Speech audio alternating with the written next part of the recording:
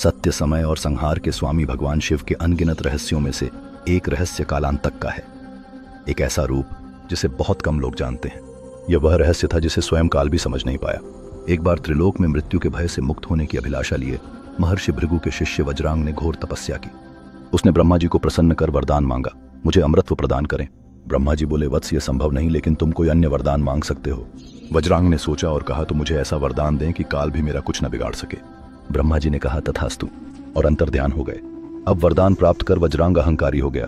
उसने मृत्यु से परे होने का अभिमान पाल लिया और तीनों लोकों में त्रास फैलाने लगा।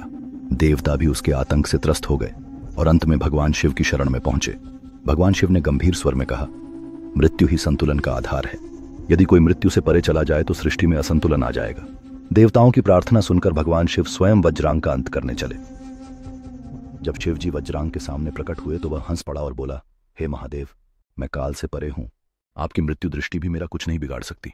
भगवान शिव मुस्कुराए और बोले, तो क्या तुम सोचते हो कि काल ही संहार का अंतिम स्वरूप है? इतना कहकर शिव जी ने अपना कालांतक स्वरूप प्रकट किया। उनका यह रूप इतना भयावह था कि स्वयं काल भी उनके चरणों में गिर पड़ा। चारों दिशाओं में अंधकार छा गया। शिव जी के तीसरे नेत्र से प्रलयंकारी ज्वालाएं निकलने लगीं। ब्रह्मांड की गति रुक गई। वज्रांग भय से कांप उठा।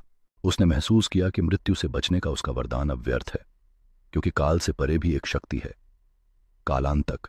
एक ही क्षण में शिवजी ने त्रिशूल उठाया और वज्रांग का संहार कर दिया। उसकी आत्मा भी महाकाल में विलीन हो गई।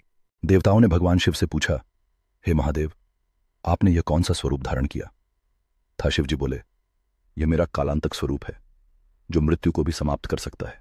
जब भी कोई स्वयं को मृत्यु से परे समझने लगे, मैं इस रूप में प्रकट होकर संतुलन स्थापित करता हूं।